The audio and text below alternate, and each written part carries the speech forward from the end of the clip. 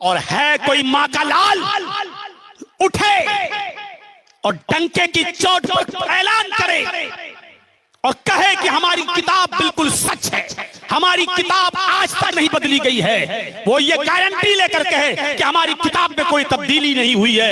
यहूदियों में ये कहने की जरूरत नहीं, ईसाइयों में ये कहने की जरूरत नहीं, हमारे हिंदू भाइयों में ये कहने की जरूरत नहीं कि वो ये कह सके कि हमारी किताब बिल्कुल नहीं बदली गई। अरे गोरखपुर की गीता और बंबई की गीता बदल गई, रामचरितमानस और वाल्मीकि रामायण बदल गई। रामचरितमानस में रामचंद्र जी को भगवान कहा गया और वाल्मीकि रामायण में राम को पुरुष इंसान कहा गया। जब ये रामायणें बदल गई तो किताबें अल्हम्दुलिल्लाहि रब्बिल आलमीन, तमाम तारीफें उस अल्लाह के लिए जो दोनों जहान का पालने वाला है। अल्हम्दुलिल्लाहि रब्बिल आलमीन, तमाम तारीफें उस अल्लाह के लिए हैं जो दोनों जहान का रब है, जो दोनों जहान की परवरिश करने वाला है। तीसरा मंत्र आप वेदों में क्या पढ़ेंगे? बसुर दयामाना, जो बड़ा दयालु है, जो बड़ा रहम करने वाला है। बसुर दयामाना, जो बड़ा ही दया करने वाला है। कुरान की तीसरी आयत आप क्या पढ़ेंगे? अर्रहमानिर रहीम, जो बड़ा ही मेहरबान है, इंतहाई रहम करने वाला है। वेदों में चौथी आयत मंत्र क्या पढ़ेंगे? नए सुपथराय आसमान, सुंदर पथ रास्ता। इनके जिम्मेदारों को हौसला दे, हिम्मत दे और इनकी मेहनतों को कबूल फरमाए। खुशी हुई इस चीज को देखकर कि आज 5 बच्चों के सर पर दस्तारे फजीलत रखी गई। कुरान का इन्होंने हिफ्ज किया, मुकम्मल कुरान को अपने सीने में महफूज किया। इस कुरान की हिफाजत की जिम्मेदारी अल्लाह तबारक व तआला ने 1400 साल पहले ली थी और अपने नबी से, हबीब से कहा था कि हम ही ने इस कुरान करीम को नाजिल किया है और हम ही इसकी हिफाजत फरमाएंगे। इन्ना नहनु नज़्ज़लना ज़िक्रा व इन्ना लहू लहाफ़िज़ून, हम ही ने इसको नाजिल किया है और हम ही इसकी हिफाजत फरमाएंगे। ये कुरान एक ऐसी मुकद्दस किताब है जो दुनिया में सबसे ज्यादा पढ़ी जाती है और उसी की निस्बत से इसका नाम रखा गया कुरान। अरबी जबान में करा यकराओ के माना पढ़ने के आते हैं। दुनिया में सबसे ज्यादा पढ़ी जाने वाली किताब। आज भी बहुत से मजाहिब के मानने वाले दुनिया में मौजूद हैं। वो जो किताबें तस्लीम करते हैं उन किताबों का वजूद है। बुद्धिज्म के लोग, बुद्धिस्ट लोग बुद्धिज्म पढ़ते हैं और बुद्धिज्म बड़ी आसानी से आपको नेपाल के एक शहर लुम्बिनी में मिल जाएगी। सिख धर्म के लोग जिस किताब को पढ़ते हैं उसका नाम है गुरु ग्रंथ। जैन मजहब के लोग जिस किताब को पढ़ते हैं उसका नाम है जैनिज्म। ईसाई जिस किताब को पढ़ते हैं उसका नाम है बाइबिल और उस बाइबिल का न्यू टेस्टामेंट यानी इंजील। और यहूदी जिस किताब को आज पढ़ते हैं उसका नाम है ओल्ड टेस्टामेंट, तौरात। हमारे हिंदू भाई जिन किताबों को पढ़ते हैं, पढ़ते क्या उन्होंने तो देखा भी नहीं होगा। नाम है उन किताबों के ऋग्वेद, यजुर्वेद, अथर्ववेद, सामवेद। आप अपने तिनकुड़िया में और अपने गांव में किसी भी हिंदू भाई से पूछें कि आपके यहाँ ये टेक्स्ट बुक हैं, ये किताबें हैं जो धार्मिक हैं, क्या ये किताबें आपके पास हैं? कोई एक भी हिंदू ये नहीं बता पाएगा कि ये किताबें हमारे घर में हैं।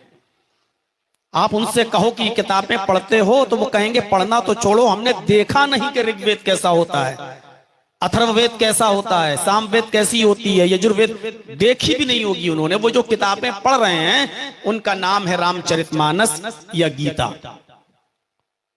जबकि इनको आसमानी किताब हिंदू भाई भी नहीं मानते हैं। ये तो सीरत पर लिखी हुई किताब है। रामायण रामचंद्र जी की जिंदगी पर लिखी हुई किताब है और गीता कृष्ण जी की जिंदगी पर लिखी हुई किताब है। जैसे हमारे यहाँ सीरत तैयबा की किताबें होती हैं, रहमतुल आलमीन हुई, ज़ादुल मआद हुई, अल्लामा इब्नुल क़य्यिम की रहमतुल आलमीन हुई, इसी तरीके से सीरतुन नबी हुई और रहीकुल मख्तूम हुई। लेकिन कोई शख्स ये नहीं कहता कि यह आसमानी किताब है। तो सीरत की किताबें आसमानी किताब नहीं होती। आप ताज्जुब करेंगे कि बड़ी बड़ी अदालतों में अगर कसम खिलवाई जाती है तो हिंदू भाइयों के हाथों पर गीता देकर कसम खिलवाई जाती है कि गीता पर हाथ रख के कहो, जो कहेंगे सच कहेंगे, सच के अलावा कुछ नहीं कहेंगे। और मुसलमान को कुरान पेश किया जाता है और कहा जाता है कि इस पर हाथ रखकर कसम खाओ, जो कहेंगे सच कहेंगे और सच के अलावा कुछ नहीं कहेंगे। जबकि गीता पर हाथ रखकर कसम खिलवाना क्या माना रखता है जब वो आसमानी किताब ही नहीं है, जब वो आकाशीय ग्रंथ ही नहीं है। हिंदू भाई जिस किताब को आकाशीय ग्रंथ कहते हैं, जिसको आसमानी किताब कहते हैं, वो तो वेद है। जिसको इल्हामी किताब मानते हैं, जिसको वो आकाशीय ग्रंथ कहते हैं, आसमानी किताब मानते हैं, वो तो वेद है। लेकिन पढ़ने के लिए उनके पास रामायण या गीता है, आसमानी किताब को वो नहीं पढ़ते हैं जो उनके अकीदे के मुताबिक। तो मेरे भाइयों, आप ताज्जुब करेंगे, इन तमाम किताबों में सबसे ज्यादा अगर पढ़ी जाती है कोई किताब तो वो कुरान। और यही वजह है आज, अब तो रात के 12 बजे के बाद तारीख चेंज हो गई है, अब तो 25 के बजाय 26 हो गई है। इस रात में आज के वक्त के हिसाब से भी दुनिया में जितने भी मज़ाहिब हैं उनकी धार्मिक किताबें उठाकर देख लीजिए आप, मजहबी किताबें उठाकर देख लीजिए आप। उनसे आप ये सवाल करिए, मात्र महज ये सवाल करिए कि वो किताब कैसी है। मसलन ईसाइयों से पूछो इंजील कैसी किताब है, बेटा बैठ जाओ, क्या बात। यहूदियों से पूछो कि आए यहूदियों, तौरात कैसी किताब है। या ये सवाल आप खुद इंजील से पूछो, आए इंजील बता कि तू कैसी किताब है। पूरी तौरात पढ़ डालिए और तौरात से पूछिए क्या है, तौरात बता कि तू कैसी किताब है। ऋग्वेद, यजुर्वेद, सामवेद, अथर्ववेद से पूछिए, एक एक लाइन पढ़ डालिए इन तमाम किताबों की और पूछिए, आए वेदों बताओ तुम कैसी किताब हो। न तौरात जवाब देगी, न इंजील जवाब देगी, न वेद जवाब देंगे। सारी किताबें खामोश नजर आएंगी। आप यही सवाल कुरान से कीजिए, आप यही क्वेश्चन कुरान से कीजिए, क्या है कुरान बता तू कैसी किताब है। आए कुरान मुझे जवाब दे, बता तू कैसी किताब है। कुरान खोलते ही जवाब देता हुआ नजर आएगा, ज़ालिकल किताबु ला रैब फीह। ये किताब जो तुम्हारे हाथों में, ये कुरान जो तू पढ़ रहा है, ये कुरान जिसकी तू स्टडी कर रहा है, ये कुरान जिसका तू मुताला कर रहा है, ये ऐसी किताब है जिसके अंदर शक को शुबा करने की कोई गुंजाइश नहीं। ज़ालिकल किताबु ला रैब फीह, इस किताब के अंदर शक और शुबे की कोई गुंजाइश नहीं। ये कुरान शक और शुबे से बिल्कुल पाक और साफ किताब है। इसके अंदर चींटी के सर के बराबर भी शक नहीं किया जा सकता है। कुरान इस बात का जवाब देता हुआ आपको खुद नजर आएगा। ये बात हवा में नहीं कही जा रही है। आज तौरात पढ़ जाओ, इंजील पढ़ जाओ, वेद पढ़ डालो, सिखिज्म गुरु ग्रंथ देख डालो, बुद्धिज्म, कोई किताब इस बात का जवाब नहीं देगी कि वो कैसी किताब है।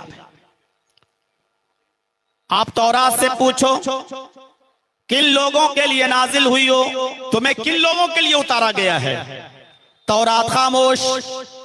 आप इंजील से पूछो, इंजील तू किन लोगों के लिए आई, इंजील खामोश।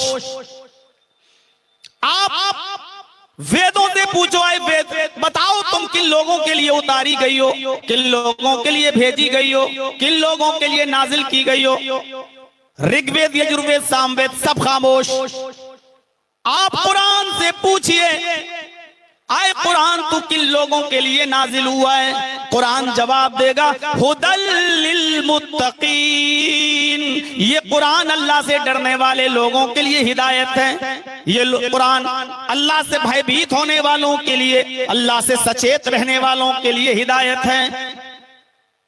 एक दूसरी जगह कुरान ने कहा है सिर्फ अल्लाह से डरने वालों के लिए नहीं, हुदल लिन्नासी व बय्यिनातिम मिनल हुदा वल फुरकान। ये कुरान सारी दुनिया के लोगों के लिए हिदायत है। जो इसको तासुब, घृणा, नफरत की चादर उतार कर पढ़ता है उसको हिदायत मिल जाती है। ये कुरान सारी दुनिया के लोगों के लिए हिदायत है। अबू जहल ने घृणा और नफरत की नजर से उस कुरान करीम को देखा, हिदायत नहीं मिली। वो सोचता था कि मुझे रसूल क्यों नहीं बनाया गया, इस मोहम्मद को नबी क्यों बना दिया गया। नफरत और तासुब की ऐनक से कुरान सुना, हिदायत नहीं मिली। हजरत उमर फारूक ने हिदायत की ऐनक लगाकर नफरत और तासुब की चादर उतार कर कुरान को सुना। हजरत उमर फारूक को अल्लाह रब्बुल आलमीन ने हिदायत अता फरमा दी।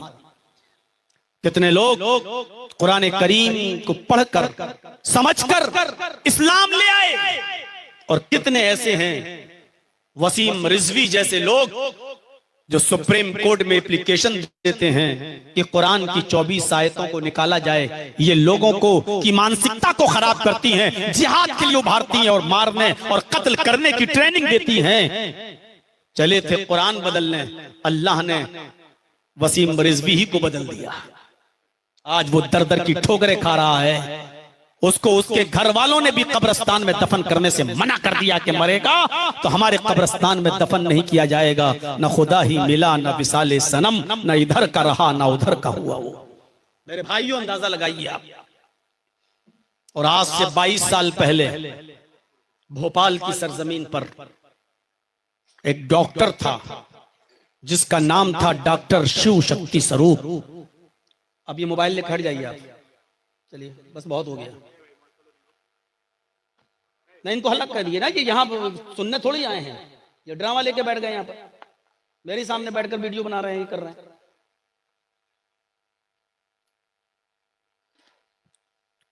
भोपाल की सरजमीन पर जो डॉक्टर था उसका नाम था डॉक्टर शिव शक्ति स्वरूप। नहीं आप लोग सामने से बना रहे हैं ठीक है, ये बगल में बैठ के बना रहे हैं, बताइए। स्टेज पे बैठ गए हैं और सामने।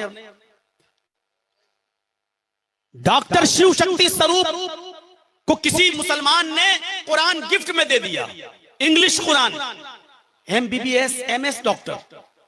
और गौर से सुनिए मेरे भाइयों, डॉक्टर शिव शक्ति स्वरूप MBBS MS डॉक्टर, उसने कुरान पढ़ा और पूरा कुरान नहीं पढ़ा,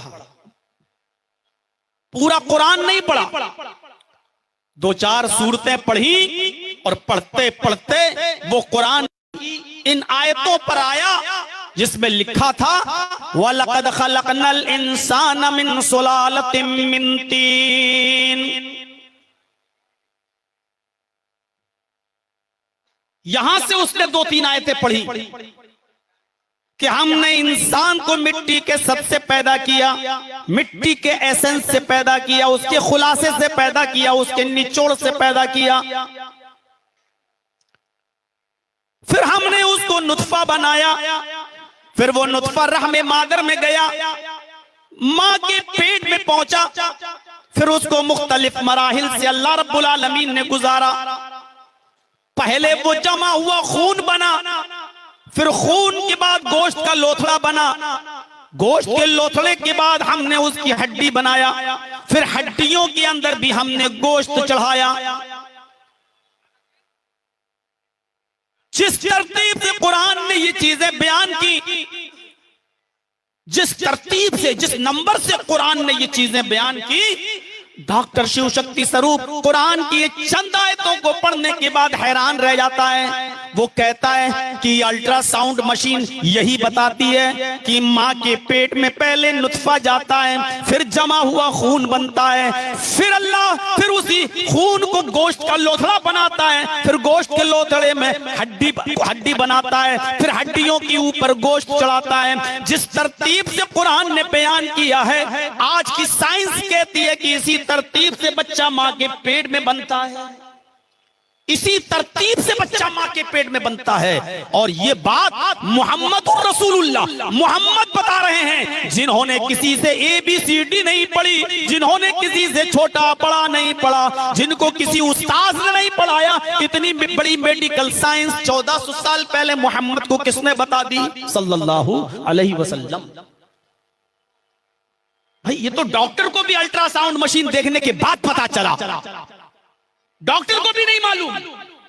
लेकिन मोहम्मद रसूलुल्लाह के जमाने में तो साइंस ने इतनी तरक्की नहीं की थी, तब अल्लाह ने मोहम्मद को यह बात बताई और मोहम्मद ने पूरी दुनिया को बताई। तो मोहम्मद रसूलुल्लाह को यह चीज कैसे पता चली? इसका मतलब यह है कि यह कुरान आसमानी किताब है, अल्लाह के अलावा यह बात तो कोई नहीं जानता है, इसलिए यह कलाम अल्लाह का कलाम है। डॉक्टर शिव शक्ति स्वरूप ने बस यही आयत पढ़ी और पढ़ने के बाद वो इस्लाम कबूल कर लेता है।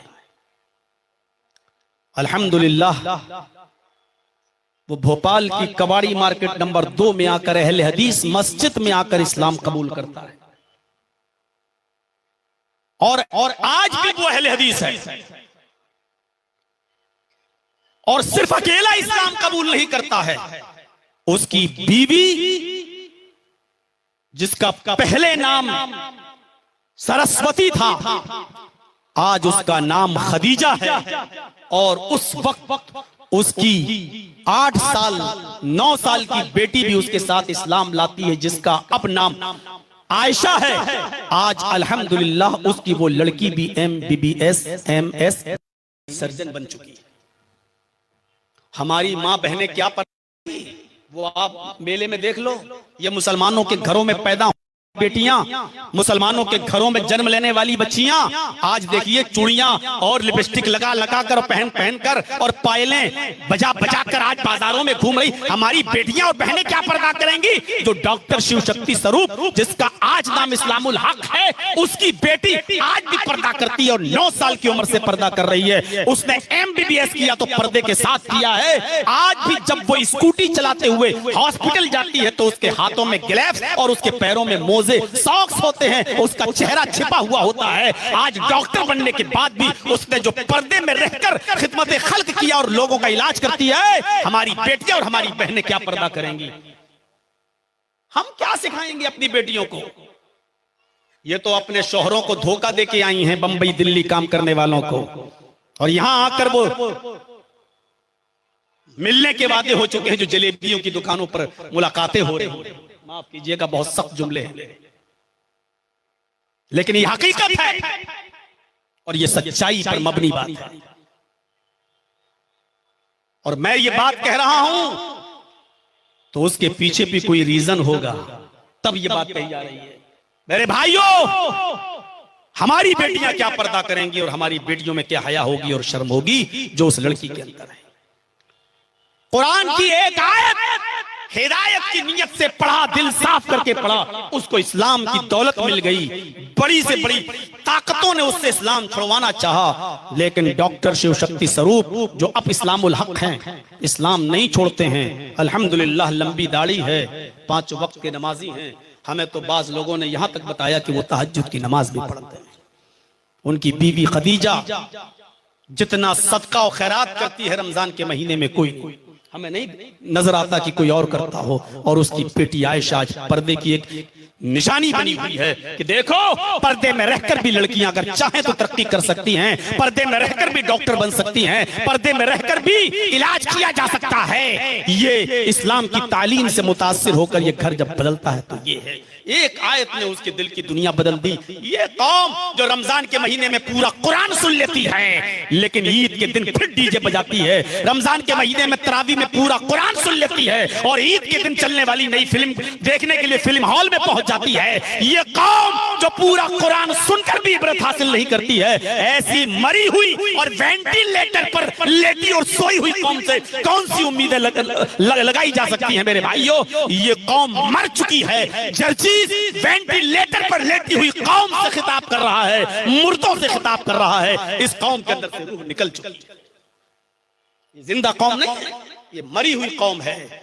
अगर मरी हुई कौम ना होती तो 26 साल से तकीनें करते करते आज 10% भी फर्क ना पड़ता इस कौम के अंदर।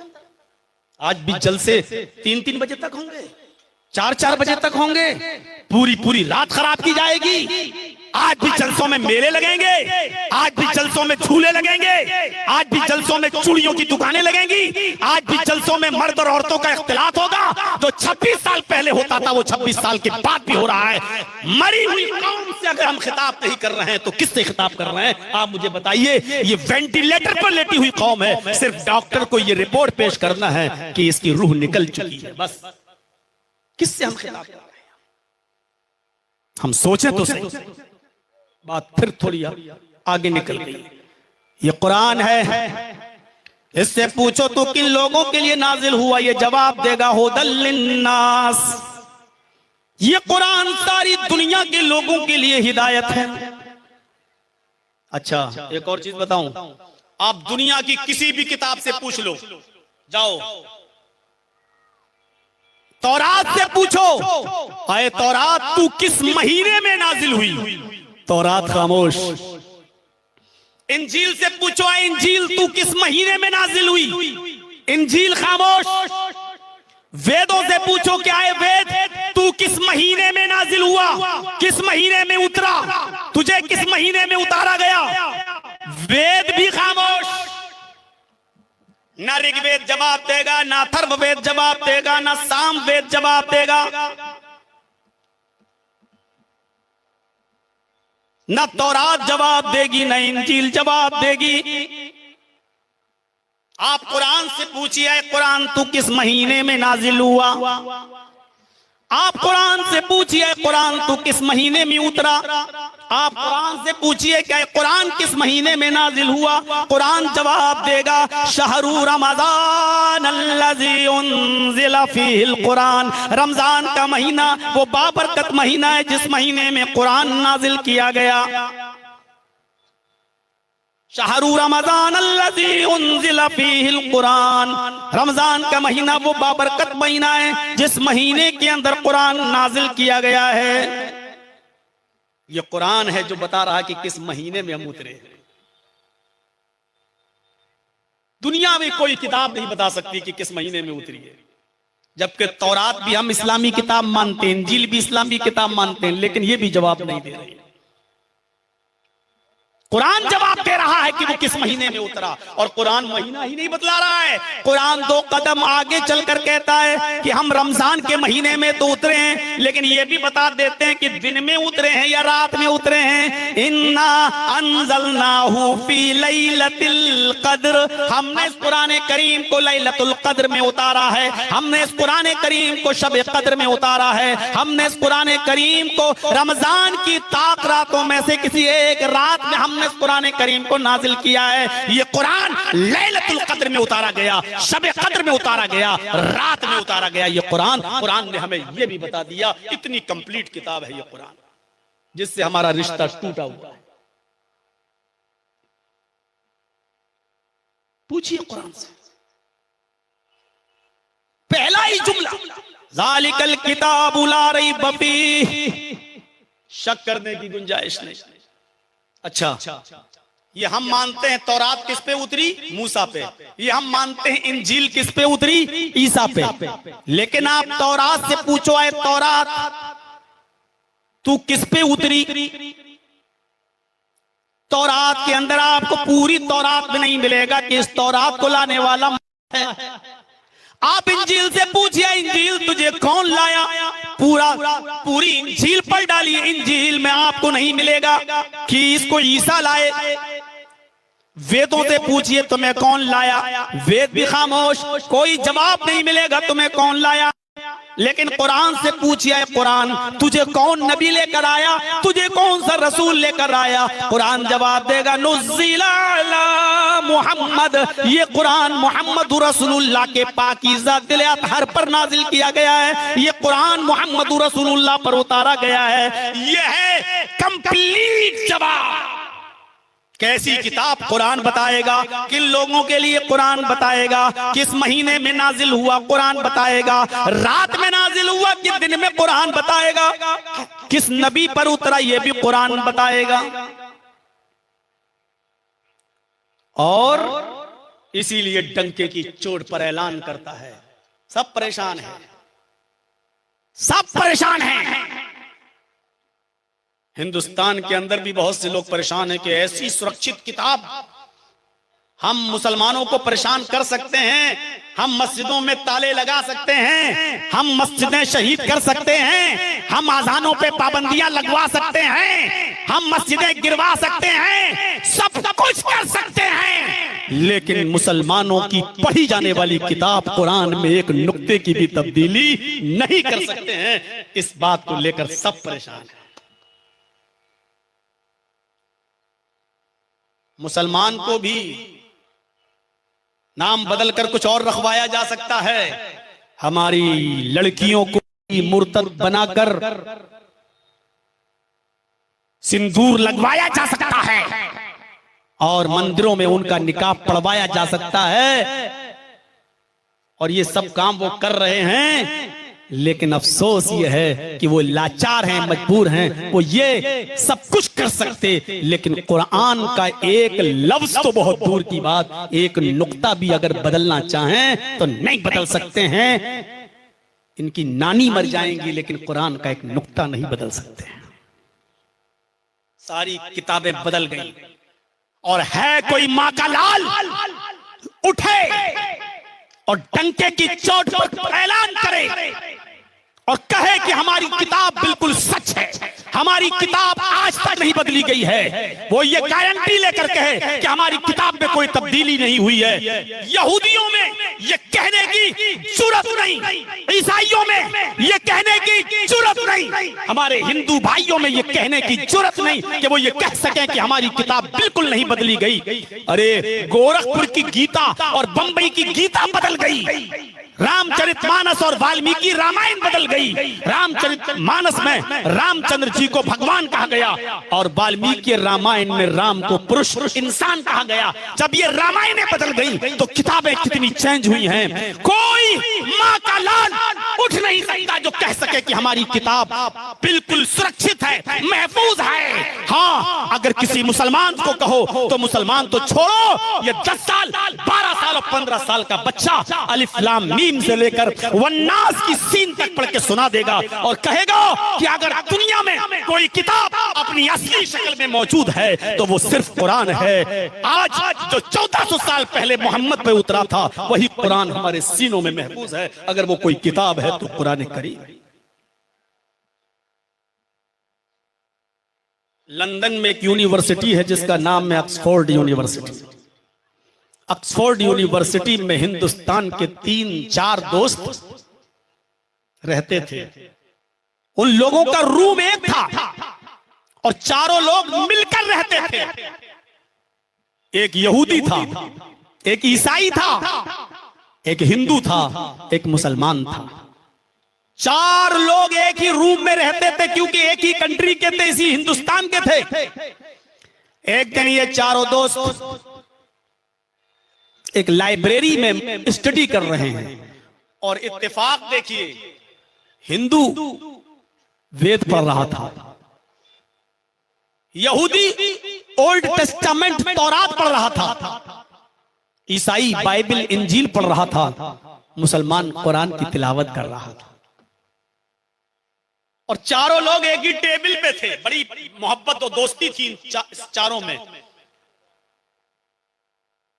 बात छिड़ गई, बात छिड़ गई और छिड़ी तो ये छिड़ी, मुसलमान कहने लगा कि आए मेरे ईसाई दोस्त, तुम जो किताब पढ़ रहे हो इसका नाम क्या है? उसने कहा न्यू टेस्टामेंट, इंजील। पूछा यहूदी से, दोस्त तुम जो किताब पढ़ रहे हो ये क्या है? उसने कहा ओल्ड टेस्टामेंट यानी तौरात। उस हिंदू लड़के का नाम था कृष्णा मेनन। उसने कृष्णा मेनन से, हिंदू से पूछा कि तुम क्या पढ़ रहे हो? उसने कहा कि मैं वेद पढ़ रहा हूं, ऋग्वेद। मुसलमान ने थोड़ा सा मजा लिया। ईसाई से पूछा कि आए ईसाई, ये कैसी किताब है? उसने कहा ये आसमानी किताब है। यहूदी से पूछा कि तुम्हारी किताब कैसी है? उसने कहा ये भी आसमानी किताब है, अल्लाह की तरफ से उतरी है। हिंदू से पूछा, कृष्णा मेनन ने भी कहा हमारी किताब भी ईश्वरीय ग्रंथ है, आसमानी किताब है, ये भी आसमान से उतरी है। मुसलमान ने थोड़ा सा और मजा लिया। उसने ईसाई से पूछा, अच्छा अभी इतना ही पूछा कि इन लोगों ने सवाल किया, अरे मुसलमान मेरे दोस्त तुम भी तो बताओ कि तुम जो किताब पढ़ रहे हो ये कैसी किताब है? तो मुसलमान ने कहा हम जो पढ़ रहे हैं वो कुरान है और ये भी आसमानी किताब है। मुसलमान ने कहा ईसाई मेरे दोस्त ये बताओ कि तुम्हारी इस किताब को लाने वाला नबी कौन? ईसाई ने जवाब दिया जीसस, ईसा अलैहिस्सलाम। उसने फिर पूछा यहूदी से, तुम्हारी इस किताब का लाने वाला नबी कौन? उसने जवाब दिया मोसेस, मूसा अलैहिस्सलाम। फिर उस मुसलमान ने खुद ये कहा, आए मेरे ईसाई दोस्त तुम्हारी इस किताब को लाने वाले ईसा हैं, आए मेरे यहूदी दोस्त तुम्हारी इस किताब को लाने वाले मूसा हैं, और मैं ये मानता हूं कि मेरे पास जो किताब है कुरान, इस कुरान को लाने वाले मोहम्मद रसूलुल्लाह सल्लल्लाहु अलैहि वसल्लम हैं। अब हिंदू से पूछा, अब तुम कहते हो कि वेद आसमानी किताब है, तो तुम जरा ये बताओ कि तुम्हारी इस किताब को लाने वाला अवतार कौन है, ऋषि कौन है, मुनि कौन है, पैगंबर कौन है, रसूल कौन है, प्रॉफिट कौन है, मैसेंजर कौन है? कृष्णा मेनन चुप हो गया और उसने डंके की चोट पे कहा कि मुझे एतराफ है कि मुझे ये नहीं मालूम कि हमारी इस किताब का लाने वाला अवतार कौन है। ईसाई को मालूम है इंजील ईसा पे उतरी, यहूदी को मालूम है तौरात मूसा पे उतरी, मुसलमान को मालूम है कुरान हजरत मोहम्मद पर उतरा, लेकिन हिंदू भाइयों को आज तक नहीं मालूम। 25 नहीं अब 26 तारीख शुरू हो गई, आज तक इनको नहीं मालूम कि ये वेद आसमानी किताब तो है, ये तो मानते हैं, लेकिन किस पर उतरा है, कौन नबी लेकर आया है, आज तक हमारे हिंदू भाइयों को नहीं। कहते हैं कोई आया तो था डराने वाला, कोई आया तो था इस किताब को लेकर आने वाला, लेकिन कौन आया था ये हमें मालूम नहीं। गौर कीजिए, जो कौम अपने आसमानी किताब लाने वाले नबी को भूल चुकी हो, जिसने किताब लाने वाले नबी को भुला दिया हो, उस कौम ने अपनी किताब के साथ क्या किया होगा, कितनी असली में डालडा मिलाया होगा। कोई किताब अगर महफूज है हर किस्म से की खुराफातों से, तो वो कुरान है। कुरान वइन कुंतुम फी रैबिम मिम्मा नज़्ज़लना अला अब्दिना फअतू बिसूरतिन मिन मिस्लिहि। आए सारी दुनिया के लोगों, अगर तुम्हें शुबा है, अगर तुम्हें डाउट है, अगर तुम्हें शक है कि ये कुरान को मोहम्मद और उनके साथियों ने, उनके चेले चपाटों ने लिख लिया है, बना लिया है, जो हमने अपने बंदे मोहम्मद पर उतारी है, अगर तुम्हें इस कुरान के बारे में शक है, फातू बिसूरतिन मिन मिस्लिहि, तो जाओ इस कुरान की तरह एक सूरत ही बना लाओ। बिसूरतिन नकरा, एक छोटी सी सूरत ही बना लाओ। कुरान की सबसे छोटी सूरत कौन सी है मालूम है आपको? इन्ना आतैना कल कौसर फसल्लि लिरब्बिका वनहर इन्ना शानिअका हुवल अब्तर। ये कुरान की सबसे छोटी सूरत है। अल्लाह ने कहा अगर तुम्हें इस कुरान करीम के बारे में शक है तो जाओ कुरान करीम की एक छोटी सी सूरत की तरह कोई सूरत बना लाओ। आज 1400 साल हो चुके हैं, आज भी यहूदियों में बहुत बड़े बड़े यहूदी मुल्क ऐसे हैं जहां अरबी बोली जाती है, ईसाइयों के मुल्क ऐसे हैं जहां अरबी बोली जाती है। आज भी अरब यहूदी, अरब ईसाई, बड़े से बड़े अरबी जानने वाले मिल गए, लेकिन मिलने के बावजूद छोटी से छोटी सूरत की तरह कोई दूसरी सूरत नहीं बना सके। अरब के अंदर एक शायर था, बड़ा मशहूर शायर था, लोग उसके शेर में कोई कमी नहीं निकाला करते थे। हजरत हसन इब्ने साबित एक बार गए और खाने काबा की दीवार पर एक शेर लिखकर चले आए। शेर क्या लिखा था उन्होंने? कुरान की सूरत लिख दी थी। कुरान की सूरत क्या लिखी थी? इन्ना आतैना कल कौसर फसल्लि लिरब्बिका वनहर इन्ना शानिअका हुवल अब्तर। ये सूरत लिख दी थी बस, और लिखा था नीचे हसन इब्ने साबित। ये सूरत ये शेर हसन इब्ने साबित के हैं। बड़े बड़े शायर आए, कहने लगे ये कैसा शेर है यार, ये कैसा शेर है? इन्ना आतैना कल कौसर फसल्लि लिरब्बिका वनहर इन्ना शानिअका हुवल अब्तर। ये कैसा शेर है? शेर लगता भी और नहीं भी लगता है। दो लाइनों का एक शेर होता है, अगर दो शेर हैं तो चौथी लाइन कहां चली गई? तीन लाइनों का भी कोई शेर होता है। इन्ना आतैना कल कौसर फसल्लि लिरब्बिका वनहर, चलो एक शेर हो गया। इन्ना शानिअका हुवल अब्तर, दूसरी लाइन कहां चली गई? लेकिन बात पूरी हो रही है। बड़े बड़े लोग लग गए लेकिन कोई कमी नहीं निकाल पाए। अरब का सबसे बड़ा शायर कहने लगा, मुझे एक दिन की एक रात की मोहलत दो, मैं इसमें कमी निकालूंगा, मैं इसके अंदर कमी निकालूंगा, मैं कमी निकाल कर दिखा दूंगा। उसको 24 घंटे की, एक दिन की एक रात की मोहलत दे दी गई। वो लगा रहा उस कुरान की सूरत में कोई कमी निकालने के लिए, लेकिन नहीं निकाल पाया। निकालता था तो खुद फंस जाता था। उसने 24 घंटे, एक दिन एक रात मेहनत की, लेकिन कुरान की तरह कोई दूसरी सूरत जब नहीं बना पाया और उस आयत में भी कोई कमी नहीं निकाल सका, तो उसने चौथी लाइन बढ़ा दी बस। लोगों ने पूछा कोई कमी निकली? बोला हाँ, चौथी लाइन की कमी थी, उसको मैंने लिखकर पूरा कर दिया। हसन इब्ने साबित ने 3 लाइनें लिखी थी, मैंने चौथी लाइन लिखकर 2 शेर पूरे कर दिए। और जानते हो चौथी लाइन उसने क्या लिखी? इन्ना आतैना कल कौसर फसल्लि लिरब्बिका वनहर इन्ना शानिअका हुवल अब्तर। इसको उसने कुछ नहीं बदला और उसके नीचे उसने लिख दिया मा हाज़ा कलामुल बशर।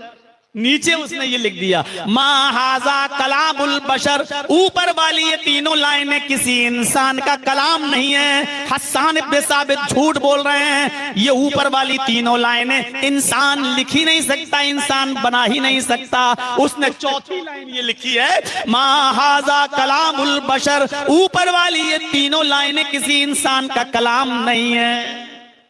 तब हसन इब्ने साबित पढ़ते हुए निकले और कहा, आए शायर तुम बिल्कुल सही कह रहे हो, ये हसन इब्ने साबित ने ये शेर नहीं लिखे, तंजीलुम मिर रब्बिल आलमीन, ये अल्लाह रब्बुल आलमीन की तरफ से नाजिल करदा किताब है, अल्लाह रब्बुल आलमीन की तरफ से नाजिल करदा आयतें हैं। ये है कुरान की असमत, ये है कुरान की मेरे भाइयों अहमियत। हाँ, ये अलग बात है कि बहुत से वेदों के मंत्र ऐसे हैं कि कुरान करीम की वो तस्दीक करते हैं। मसलन वेद जब आप खोलेंगे, ऋग्वेद जैसे ही आप खोलेंगे तो उसमें सबसे पहला जो मंत्र आपको मिलेगा वो क्या मिलेगा? अग्निमीले। दूसरा मंत्र जो आपको मिलेगा वो क्या मिलेगा? दूसरा महीदेवस्य सवितु परिष्टुति। तीसरा मंत्र जो आपको मिलेगा वो क्या मिलेगा? बसुर्दयमाना। चौथा मंत्र जो वेद में आपको मिलेगा वो क्या मिलेगा? नए सुपथराय आसमान। अब देखिए क्या मंत्र है। जैसे आप वेद को खोलेंगे तो ये मंत्र मिलेंगे आपको। पहला मंत्र अग्नि मीले। अग्नि अल्लाह का नाम,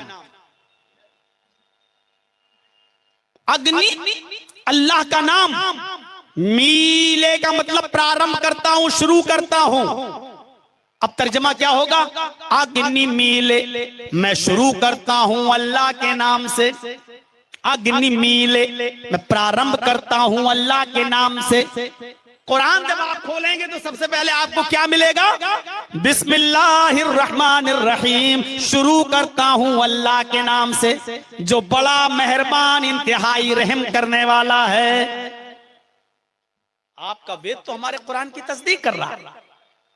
दूसरा मंत्र आप वेदों में क्या पढ़ेंगे? महिदेवस्य सवितु परिष्टुति, महान है हमारा वो देवता जिसके लिए सारी की सारी परिस्तुति प्रशंसा है, जिसके लिए सारी की सारी तारीफ है। महिदेवस्य सवितु परिस्तुति, महान है हमारा वो देवता जिसके लिए सारी की सारी तारीफ है, जिसके लिए सारी की सारी प्रशंसा है। कुरान का दूसरी आयत आप क्या पढ़ेंगे? अल्हम्दुलिल्लाहि रब्बिल आलमीन, तमाम तारीफें उस अल्लाह के लिए जो दोनों जहान का पालने वाला है। अल्हम्दुलिल्लाहि रब्बिल आलमीन, तमाम तारीफें उस अल्लाह के लिए हैं जो दोनों जहान का रब है, जो दोनों जहान की परवरिश करने वाला है। तीसरा मंत्र आप वेदों में क्या पढ़ेंगे?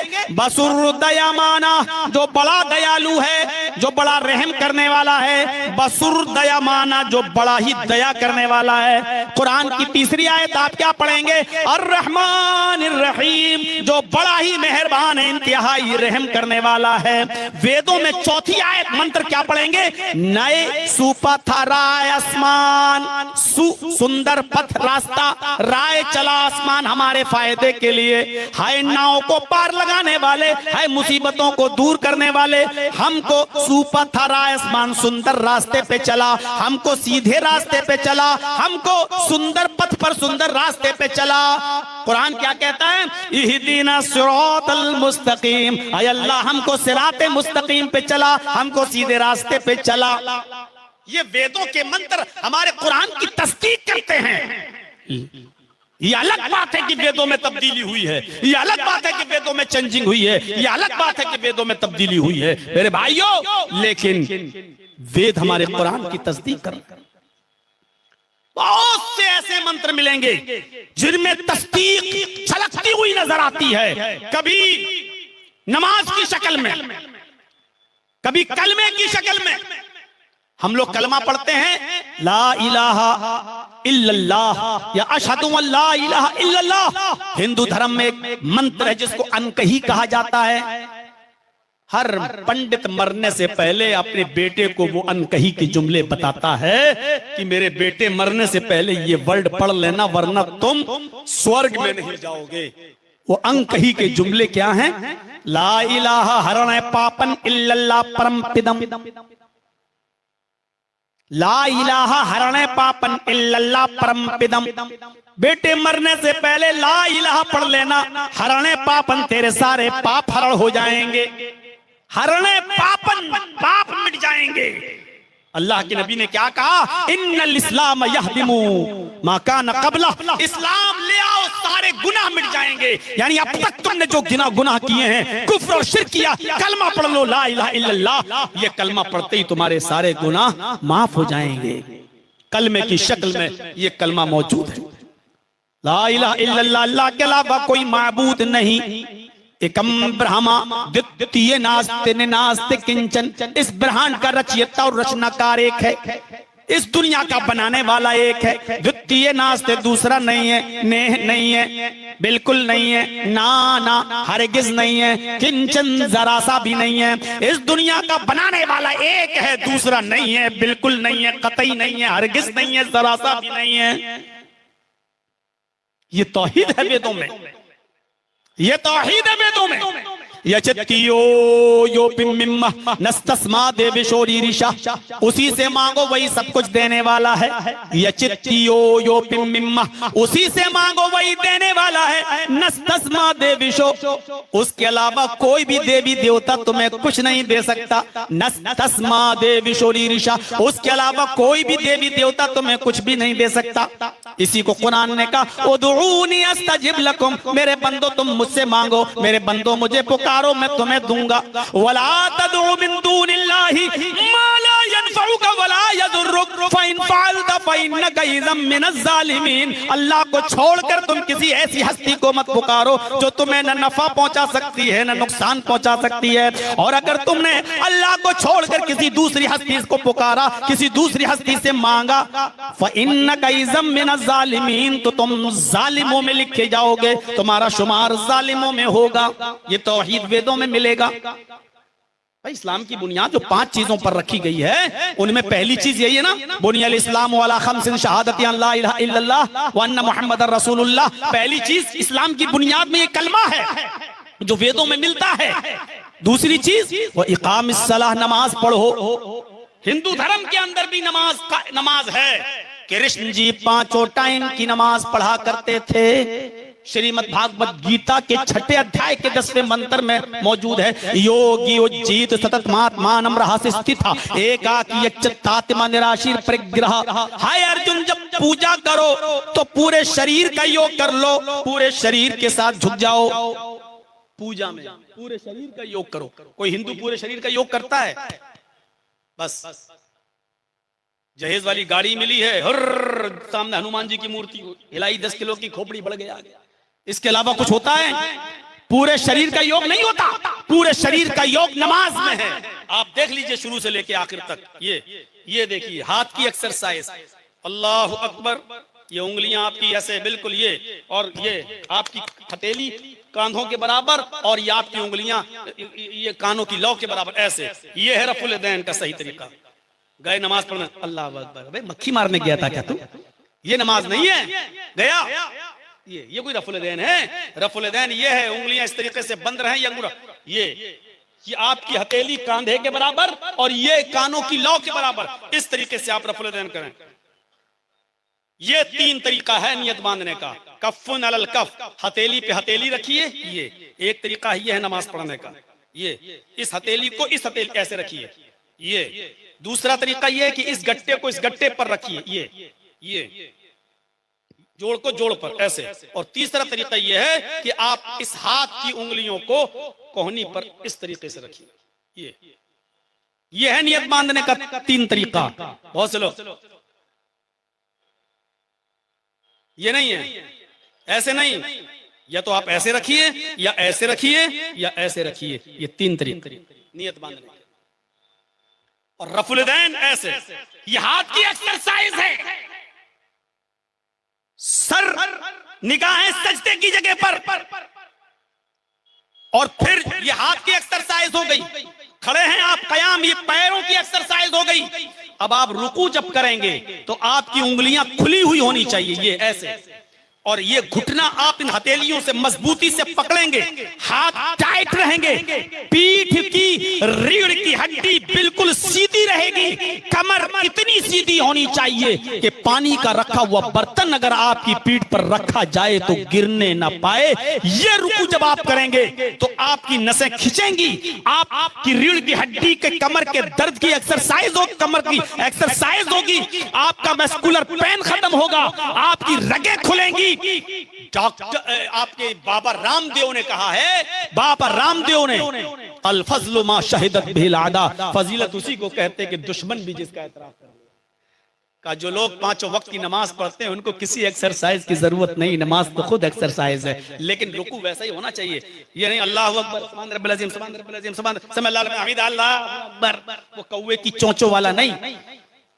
आप रीढ़ की हड्डी ठीक कीजिए, पीठ सीधी कीजिए, पानी का भरा हुआ बर्तन आप पे रखें तो गिरना ना पाए। जब आप पूरी तरीके से सीधे हो जाएं और बिल्कुल टाइट आपकी पीठ हो जाए, उसके बाद आप दुआ पढ़िए, सुब्हानकल्लाहुम्मा रब्बना व बिहम्दिका अल्लाहुम्मा इग़फिरली। ये है दुआ सबसे अफजल, सबसे आला, सबसे अरफा। ये दुआ है, इसको याद करो। सुभान रब्बियल अज़ीम तो सबसे छोटी दुआ है जिसमें आपने सिर्फ अल्लाह की तारीफ की, अपने लिए कुछ नहीं मांगा। क्या मांगा अपने लिए? सुभान रब्बियल अज़ीम, पाक है मेरा वो रब जो सबसे बड़ा है। आपने अल्लाह ही की तो तारीफ की है।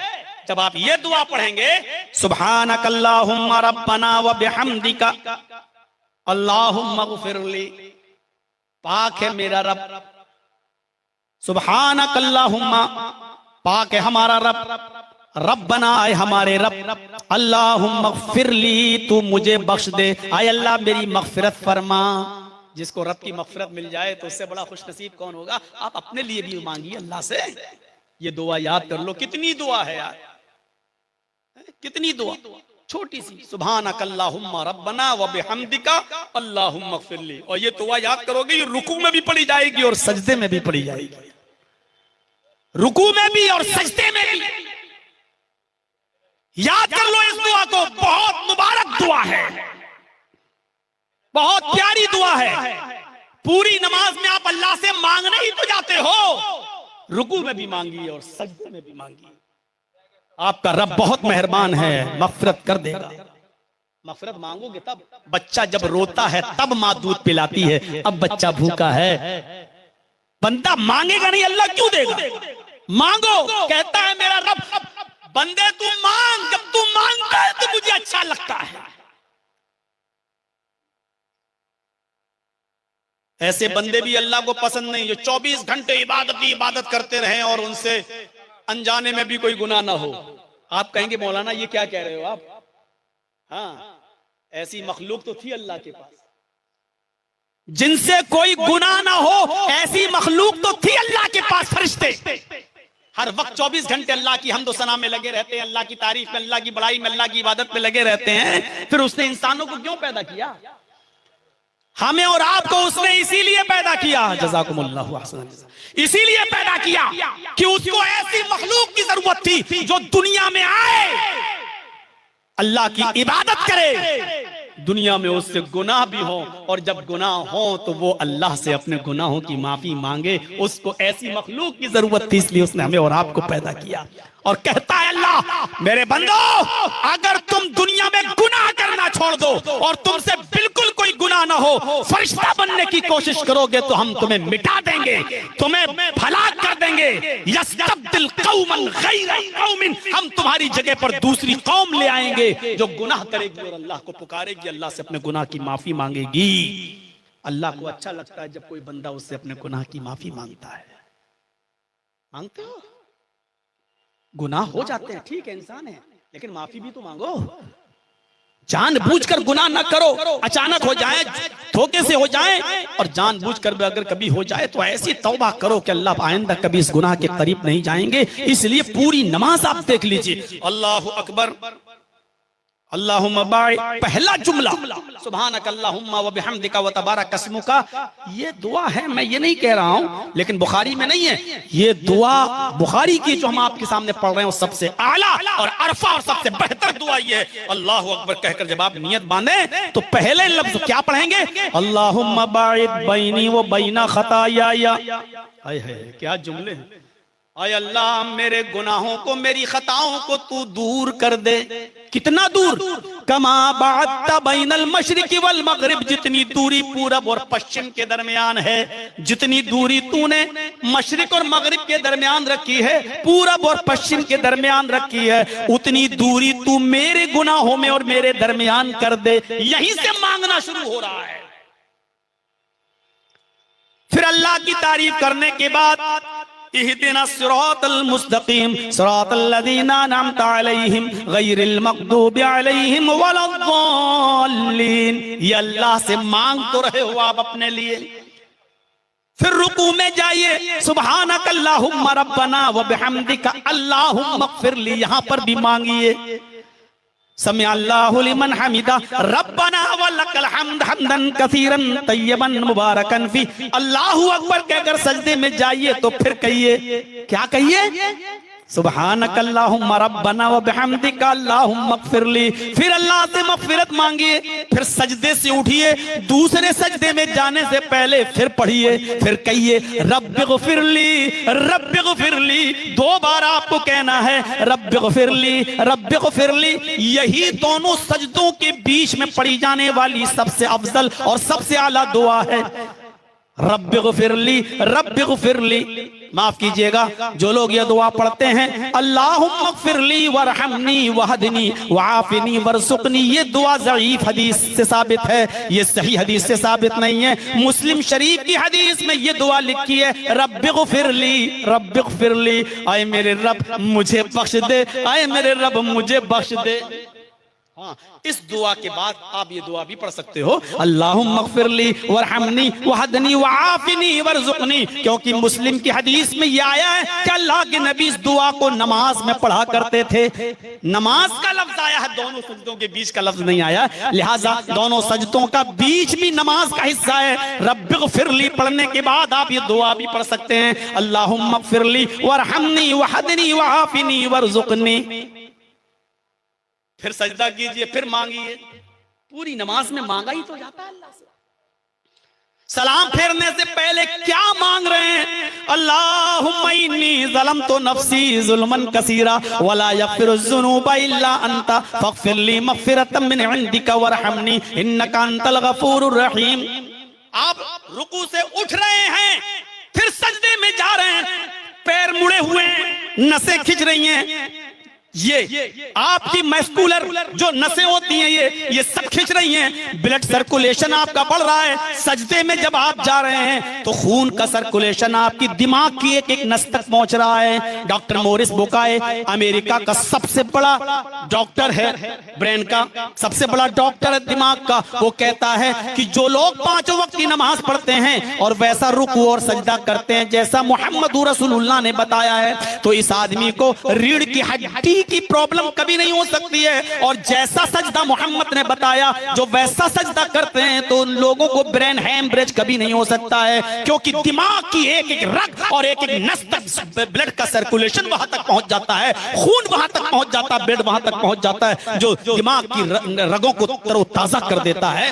हम और आप खड़े हैं, ब्लड दौड़ रहा है, लेकिन दिमाग की नसों तक उतना नहीं पहुंच रहा है जितना पहुंचना चाहिए। एक आदमी दिन भर में 5 बार जब सजदा करता है और सुन्नतें पढ़ता तब सजदा करता है, तो उसके खून का ब्लड सर्कुलेशन दिमाग तक पहुंचता है मेरे भाइयों। इसीलिए फरमाया मेरा बंदा सबसे ज्यादा मेरे करीब तब होता है जब वो सजदे में होता है, और सजदे में जब जाता है तो वो मेरे सबसे करीब होता है। मतलब ये कि मेरे बंदो लंबा सजदा किया करो, क्योंकि जो आदमी जितना लंबा सजदा करेगा खून का ब्लड सर्कुलेशन उतना ही ज्यादा दिमाग तक पहुंचेगा और उसकी दिमाग की नसें उतनी ज्यादा तरोताजा होंगी।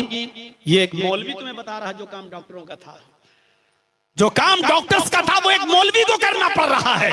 मेरे भाइयों, इससे ज्यादा आज हमारी बदनसीबी और क्या हो चुकी है। हम गौर करें और सोचें कि किस माहौल में हम और आप रह रहे हैं। तो नमाज पूरे शरीर का एक्सरसाइज, एकाकी निराशीर परिग्रह, एक अल्लाह के सामने खड़े हो जाओ। हाय अर्जुन, कृष्ण जी कह रहे हैं, हाय अर्जुन एक अल्लाह के सामने खड़े हो जाओ। यच्चतात्मा, अपनी आत्मा को उसी की तरफ लगा दो। यच्चतात्मा निराशीर, सबसे निराश हो जाओ। परिग्रह, लेकिन ऊपर वाले से निराश मत होना।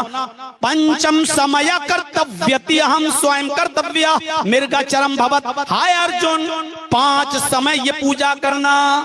कृष्ण जी अर्जुन से कह रहे हैं 5 वक्त ये पूजा करना। मैं खुद 5 टाइम करता हूं। मृगचरम, अगर धरती पाक न मिले, अगर धरती अपवित्र हो, जमीन नापाक हो, तो मृग मानी हिरन और चर्म मानी चमड़ा। मृगचरम, हिरन की खाल को बिछा लेना और उस पर सजदा करना, उस पर नमाज पढ़ना। हिरन की खाल की जाए नमाज बना लेना। यानी बहुत से जानवर हमारे हिंदू भाइयों के यहां पर भी हलाल हैं। अब उस तरफ नहीं जाएंगे, आपकी गवर्नमेंट बदल चुकी है। मैं जानता हूं लौट फिर के वही आए हैं, लेकिन अब बहुत से पावर और छीन लिए गए हैं, कमजोर कर दिया गया है। इसलिए मेरे प्यारे साथियों, जितना खुलकर पहले बोला जा सकता था, अब तो हम लोगों की भी कमजोरी हो चुकी है। हम लोग भी थोड़ा सा निराश हैं, मायूस हैं, परेशान हैं। आप लोगों के यहाँ जो रिजल्ट आया है उससे हम यूपी वालों को बहुत अब डर महसूस होने लगा है, खतरे महसूस होने लगे हैं, और होना भी चाहिए, क्योंकि ये संकेत था, क्योंकि उनको हर हाल में बिहार जीतना था और जीत गए। और यहीं से ये मैसेज देना था कि अभी यूपी भी हमारा है और पूरा हिंदुस्तान हमारा है। वो अपने मकसद में कामयाब हैं। तो मेरे भाइयों, नमाज भी दूसरे नंबर पे आती है, और ये भी हिंदू धर्म के अंदर है। जहां तीसरी चीज ज़कात दो, तो वहां हिंदू धर्म में भी तीसरी चीज बताई गई, दानम दीक्षिता, दान दो। हिंदू धर्म में भी दान है। हमारे यहां चौथी चीज, रमजान के रोजे रखो। हिंदू धर्म में भी व्रतधारी, व्रत, उपवास, फास्ट, हाँ, हमारे और हिंदू धर्म के रोजे में थोड़ा थोड़ा नहीं, बहुत बड़ा फर्क है। हमारे रोजे ये है कि सुबह मगरिब, सुबह फजर से पहले, सुबह सादिक से पहले आपको सहरी कर लेनी है और सुबह सादिक के बाद कुछ नहीं खाना है, न पीना है, और शाम को सूरज के गुरूब होने तक आप कुछ नहीं खा सकते हो, कुछ नहीं पी सकते हो। लेकिन हिंदू धर्म में भी व्रत है, हर मंगल का रोजा है, उपास रख लो। लेकिन हिंदू धर्म में यह है कि आप अन्न नहीं खा सकते, बस दाना, अनाज, गल्ला, जैसे गेहूं की रोटी, चावल, ये नहीं खा सकते हैं आप। और फल फ्रूट सब खा सकते हो, सेब खा सकते हो, अनार खा सकते हो, केला खा सकते हो, चीकू खा सकते हो, नारियल और पानी पी सकते हो, जूस पी सकते हो, सब सब। मैंने कभी बहुत से हिंदू भाई जब कभी ट्रेनों में सफर करते, मैंने किसी से कहा था कि अगर ऐसे रोजे हमारे यहाँ हो जाएं तो हम तो 12 महीने रख लें। तो वो दो थे बेचारे, बिगड़ के कहने लगे, कहना आसान होता है, हम लोगों से पूछो ये भी नहीं रख पाते। ऐसे रोजे हम लोगों में हो जाएं तो आसान। हमने कहा ये मुसलमान बैठा हुआ जो रोजे के महीने में भी रोजा नहीं रखा हुआ है ट्रेन में, अब इससे पूछ लो कि अगर इतनी चीज की इजाजत हो जाए हमारे यहाँ सेब, केला, पपीता खाने की, तो हम 12 महीने रख लेंगे कि नहीं रख लेंगे। तो वो हमसे कहने लगा, वो मुसलमान, मौलाना साहब क्या हिंदू भाइयों में इतनी छूट है, केला खा सकते, सेब खा सकते? मैंने कहा हाँ इजाजत है, जूस पी सकते, फ्रूटी वरूटी सब पी सकते हो, कि इतनी परमिशन है? कहने लगा हाँ। मैंने कहा ये बताओ इतनी परमिशन हमें मिल जाए तो हम लोग 12 महीने रख लेंगे कि नहीं रख लेंगे? वो बोलता अरे ये तो बहुत हो गया, हमें तो सिर्फ बीच में 12-1 बजे एक बीड़ी सिगरेट पीने का मौका मिल जाए तो हम 12 महीने रख लेंगे। सीधे बोला, हम बीड़ी हमसे नहीं छूटती। उसने सब चौपट कर दिया कमीने ने। इतनी मेहनत से हम समझा रहे थे उसको, उसने कहा कि सिर्फ एक बीड़ी पीने का मौका मिल जाए, 12-1 बजे आप लोग इंटरवल कर दिया करो, 5 मिनट के लिए बीड़ी सिगरेट पीने की छूट मिल जाए, हम 12 महीने रख लेंगे। तो रोजा हिंदू भाइयों में भी है, रोजा हमारे यहाँ पर भी है, शक्ल थोड़ी सी बदल गई। और 5वीं चीज तहुज्जुल बैत, हज करो। हिंदू धर्म में भी हज है, हमारे यहाँ है हज, उनके यहाँ है तीर्थ यात्रा, वो भी गंगा जाते हैं। हम लोग भी ऐसे शहर में जाते हैं जहां जमजम है, हम लोग जमजम लाते हैं, वो गंगा जल लाते हैं। हम लोग भी बिना सिला हुआ कपड़ा हालत हराम में पहनते हैं, वो लोग भी बिना सिला हुआ कपड़ा पहनते हैं। हमारे यहाँ पर भी कुछ पाबंदियां हैं, उनके यहाँ पर भी कुछ पाबंदियां हैं। तीर्थ यात्रा कर्तव्य, गंगा जलेश भवत, किसी पवित्र शहर की तरफ तीर्थ यात्रा करो जहां गंगा का पवित्र जल मौजूद हो। हम लोग भी मक्का जाते हैं, पवित्र शहर जाते हैं, और ऐसे शहर में जाते हैं जहां जमजम का पानी, आबे जमजम मौजूद है। लिहाजा इतनी मुमासिलत और इतनी चीजें हमारे हिंदू भाइयों में भी पाई जाती हैं। जब मैं आया था तो अच्छी खासी भीड़ थी, और अब इतनी जल्दी टाइम मिलने के बाद भी आप लोगों में आधे से ज्यादा लोग चले जाएं, तो इसका मतलब यह है कि लोग अभी भी सिर्फ जर्जी साहब को देखने आते हैं, सुनने नहीं आते। या फिर मेले में चूड़ियां खरीदने आती हैं हमारी माँ बहनें, और जलेबियां खरीद के चली जाती हैं अपने बच्चों को लेकर। इस आदमी ने बड़ी मेहनत की है, शीश मोहम्मद ने। जब तक हम कटिहार से बैठ नहीं गए गाड़ी पर और यहाँ के लिए रवाना नहीं हुए, इस आदमी ने फोन कर करके मेरा दिमाग खा लिया। मौलाना साहब पहली बार बुला रहे हैं, ऐसा ना हो कि हमारी इज्जत का जनाजा निकल जाए। मौलाना साहब लोग क्या कहेंगे, आपको आना? मैंने कहा भाई मैं आ चुका हूँ, मैं यही हूँ, कई दिन से मैं इसी एरिया में हूँ, आपके यहाँ जाऊंगा। बड़ी मेहनत से इस आदमी ने प्रोग्राम लिया। मदरसा चलाता है, मदरसा चलाना कितना कितना मुश्किल काम है, शायद हमें और आपको उसका अंदाजा नहीं है। मुझ जैसा मशहूर आदमी, मुझ जैसा मशहूर आदमी जो चाहे तो बड़ी आसानी से मदरसा चला सकता है, चाहे तो पूरे हिंदुस्तान में अपने ताल्लुकात की बुनियाद पर हजारों अमीरों दौलतमंद लोगों से पैसा लेकर, चंदा लेकर मदरसा में चला सकता हूं। लेकिन मैंने इटावा में एक मदरसा खोला था, यकीन मानिए 2 साल के बाद हमारी हिम्मत जवाब दे गई। ताने नहीं सुन पाए। किसी ने कहा अरे चलाते हैं तो इतना खा जाते होंगे, इतना चंदा होता होगा, इतना खा जाते होंगे, ये कर जाते होंगे। मैंने कहा भैया मेरे लिए तकरीर वाली जिंदगी बेहतर है। मदरसा मैंने छोड़ दिया, बंद कर दिया। इतना मुश्किल काम है मदरसा चलाना कि मौलाना जर्जीस जैसा आदमी भी मदरसा नहीं चला सका, बंद कर दिया। ये लोग बड़े हिम्मत वाले हैं। मेरे भाइयों कितना सब्र करना पड़ता है। यूपी में मदरसों पर बुलडोजर चल रहे हैं, आज ये हालत हो चुकी है। अगर आप भी मदरसों को मेरे भाइयों ताउन नहीं करेंगे तो आपके बिहार में भी अब वही नंबर आने वाला है, बंगाल में भी वही फार्मूला आजमाया जाने वाला है। जहां जहां बीजेपी की गवर्नमेंट है वहां मदरसों का क्या हाल है ये हमें और आपको अच्छी तरीके से मालूम है। इन मदरसों की हिफाजत कर लो। मेरे भाइयों 1:40 हो चुके हैं, 20 मिनट मैं स्टेज पे रहूंगा। 2 बजे तक आपसे मेरी सिर्फ इतनी सी गुजारिश है कि आप मेरे हाथ पर इस इदारे के लिए ताउन करें, ताकि मुझे लगे कि आप आज भी हमसे मोहब्बत करते हैं और मेरी बात मानते हैं। मैं ये भी इस इदारे के लिए मांग रहा हूं, अगर इस्लाम में हाथ जोड़ना जायज होता तो मैं आपके हाथ जोड़ लेता और अपना दामन फैला देता कि इस इदारे के लिए कुछ दीजिए। लिहाजा मेरी तकरीर बस यहीं पर खत्म होती है। अब 15 मिनट 20 मिनट बैठकर मैं इस इदारे के लिए आपके पास बैठूंगा और आपसे इस इदारे के लिए ज्यादा से ज्यादा ताउन मांगूंगा। लाइए मेरे हाथ पर देते जाइए और मुसाफा भी करते जाइए। अल्लाह ताला आपको इसका अजर अजीम अता फरमाए। इलाहुल आलमीन इस्लाम की मोहब्बत हमारे दिलों में पैदा फरमा दे। अल्लाह रब्बुल आलमीन जब तक तो हमें जिंदा रख, इस्लाम पर जिंदा रखना, और जब खात्मा हो तो ईमान पर हमारा खात्मा फरमाना। वमा अलैना इल्लल बलागुल मुबीन।